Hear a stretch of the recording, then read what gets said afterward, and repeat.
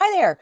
Okay, so here is the bonus question that we were trying to do in class today, and I got tripped up over my own 2 feet trying to do this. But it brings up, before I go on to show you how to solve this, it brings up a good point that when you're taking tests or you're doing your homework and you only have a limited amount of time to get to turn it in, and if when you're taking tests, it's a time test, so you only have a limited amount of time to do it. Don't spend a lot of time on a problem that's tripping you up. Just circle the problem or circle the number for the problem and just move on. So if you get stuck on a problem, maybe spend a minute or something trying to, trying your best, but after like a minute, just move on, circle the number so you can get back to it easily, but move on and solve all of the stuff that you can solve that comes easy to you first throughout the whole test. Then go back and start working the problems that were giving you trouble, that you got stuck on. Because that way you're not spending a whole bunch of time stuck on one problem and then the time to take the test is over and you still haven't even gotten to the second or third page yet. Also, if you go through the test and you do all the easy problems first, then you go back to a question that was giving you trouble, you might go back to that question that was giving you trouble. And by the time you get finished with the test, then go back, you actually understand what it is you're doing with that problem because you've had practice and all answering all the other questions. Or some of the other questions may accidentally give you the answer or give you the information that you need to solve that problem that was giving you so much trouble in the first place. So it's just a lot easier all around to go through the test, blow through it, and do all the easy stuff, or the stuff that comes easy for you personally. And if you get stuck in a problem, again, circle it, or if you have to skip it for some reason, circle the number so you can find it easily once you're done doing all the easy stuff. Go back and then work on those problems. Okay, so here is the problem, the bonus question from your practice test that we were working on today. And so it says the 2 moles of nitrogen plus the 3 moles of 2 moles of hydrogen yields the product 2 moles of ammonia, which is NH3. So this is ammonia.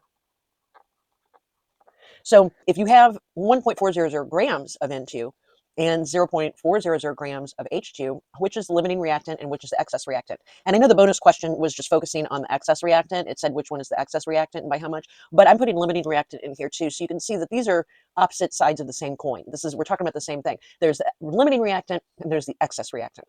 And the limiting reactant is the ingredient. So remember, the reactants are over here on the left side of the arrow. So reactants.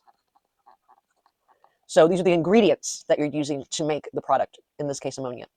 And then the limiting reactant would be one of these two reactants that whose ingredient will totally get all used up in the reaction. You're going to use the whole thing. You're going to use every gram that you have of this reactant. So it's going to be either the nitrogen or the hydrogen. And then the excess reactant is the ingredient or one of the reactants that is going to have leftovers after you get finished making what you need. So for instance, and I use this as an example, if you need 1 cup of sugar and 2 cups of flour in order to make 6 cupcakes, and you go in the kitchen and you only have half a cup of sugar, but you have 6 cups of flour, then I made these really extreme so you can just look at it and see that the half a cup of sugar is going to limit you to only making 3 cupcakes. You can't make any more cupcakes than 3 because you only have half a cup of sugar in your pantry in your kitchen. And the 6 cups of flour, well, we only needed 2 cups of flour when we were making all 6 cupcakes. So we don't even need that much flour to make 3 cupcakes. So obviously we're going to have extra leftover flour left over after we get finished making the cupcakes, but the cup of sugar is going to be all used up. So this half a cup of sugar, it limits the maximum amount of cupcakes that you can make. So since we only have half a cup of sugar, but we need a whole cup of sugar in order to make 6 cupcakes, but we only have half a cup, then obviously we're not going to be able to make all 6. We're only going to be able to make half of that. So times a half. So that's 3 cupcakes we're going to be able to make. And then we run out of sugar. If we want to make any more cupcakes, we got to go to the store. So here is how I did that problem. I just kind of did it in my head real fast because it's obvious. It's, half a cup of sugar. And, so it's kind of obvious. You can look at it and kind of just figure out 3 cupcakes just from looking at it. But let's actually do it correctly so you can see the process of, why you come up with the answer. So if for every 1 cup of sugar, and I'm down here on the bottom, we're making a data table. So for every 1 cup of sugar, we need 2 cups of flour, right? We have half a cup of sugar. So how many cups of flour do we need to use? So if we have, here's the question mark statement, right? Question mark cups of flour do we use? So we're going to go over and we're going to start with this half a cup of sugar. And we're going to put that over 1. And then multiply sign, fraction bar. Now at the top here, our units were a cup of sugar. So the bottom, we're going to have cup of sugar. Now what else is up here in this data table that has a cup of sugar in it? On the top, it says for every 1 cup of sugar, we need 2 cups of flour. So for every 1 cup of sugar, we need 2 cups of flour. So now we can cancel this cup of sugar and cup of sugar units because they're diagonal from each other. They cancel each other out. So the only thing we have left is a cup of flour for the units. So let's go back up to our question mark. Is that what it's asking? Yes, it's asking how many cups of flour are we going to use. So that's good to go. So before we multiply this, we need to cancel the units of measurement that match. So we have cup of sugar up here, cup of sugar down there. So those are going to cancel each other out. So we only have cup of flour. So we're going to multiply across on the top and multiply across on the bottom. So 1/2 times 2 is going to be just 1.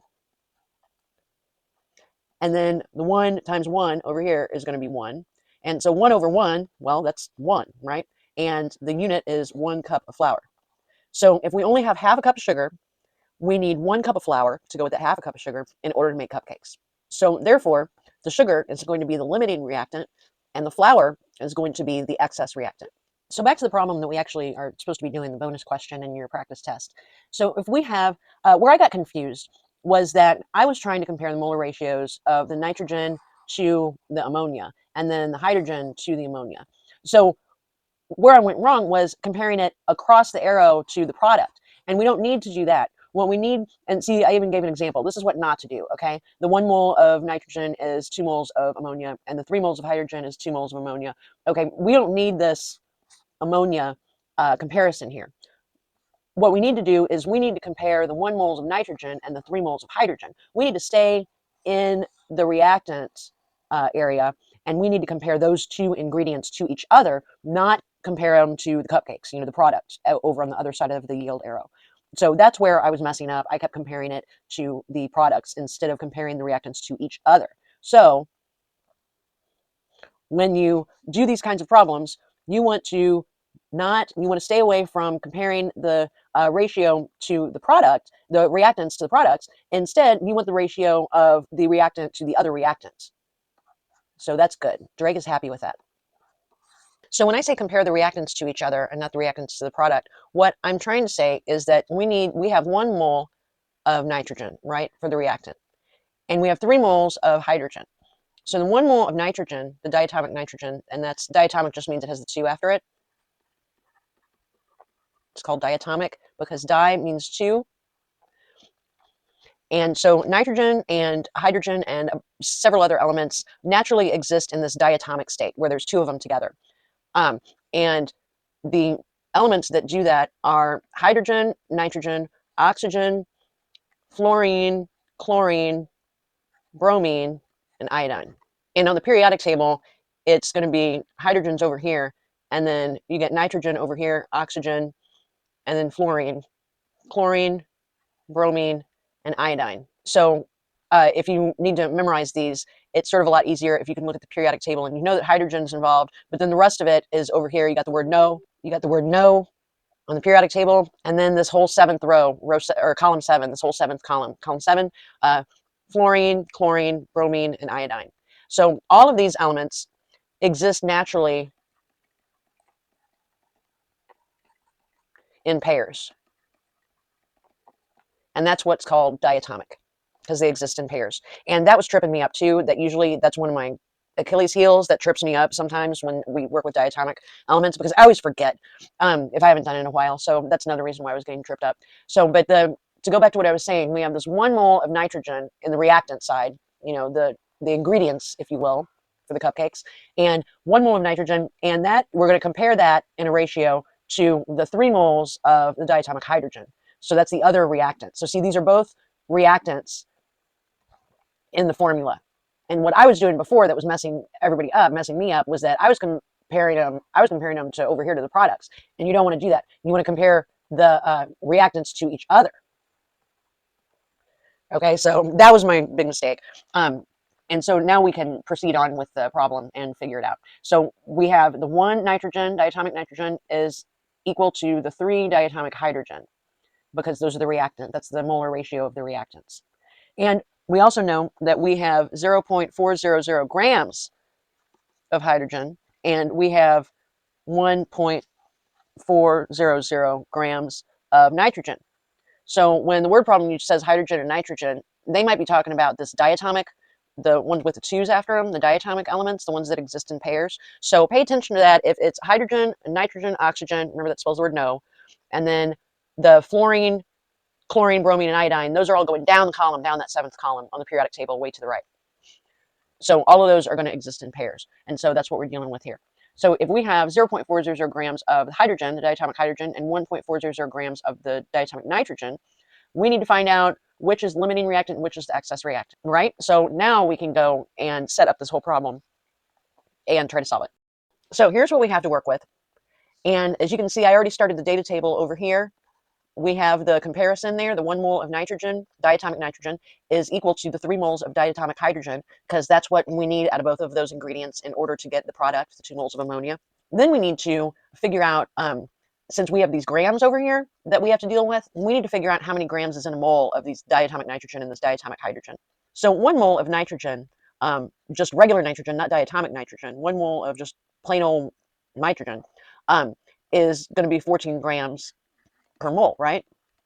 So if 1 mole of regular nitrogen is going to be 14 grams per mole, then 1 mole of diatomic nitrogen is going to be 28 grams per mole.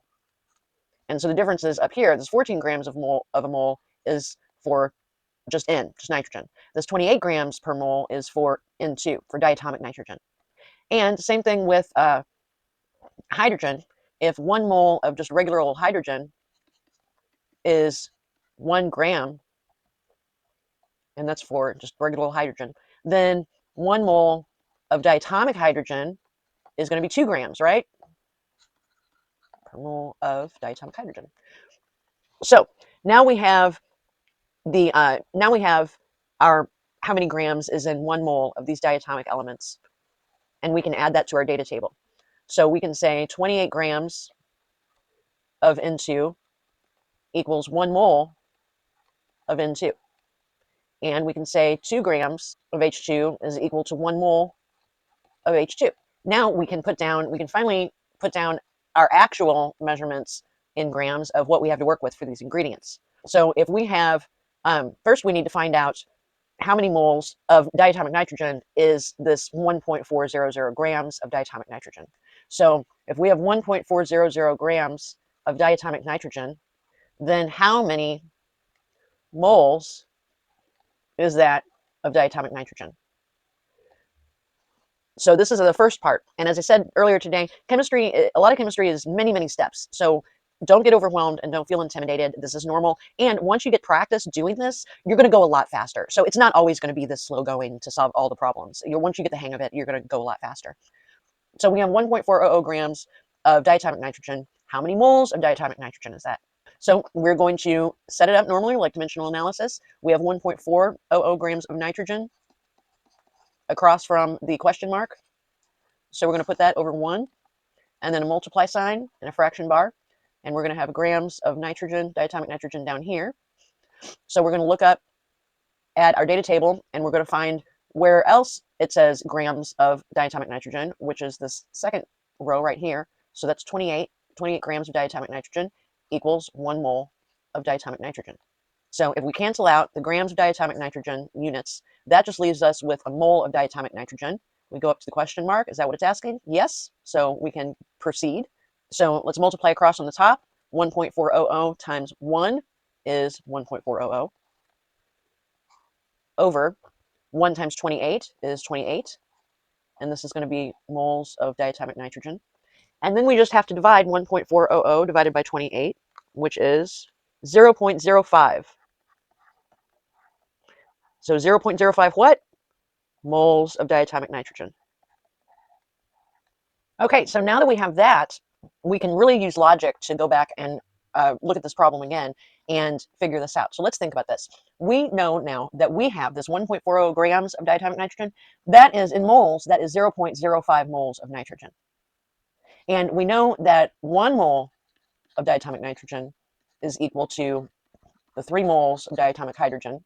So if we have 0.05 moles of diatomic nitrogen, then how many moles of diatomic hydrogen do we need that's going to be used up with the nitrogen in order to get this product, this 2 moles of ammonia?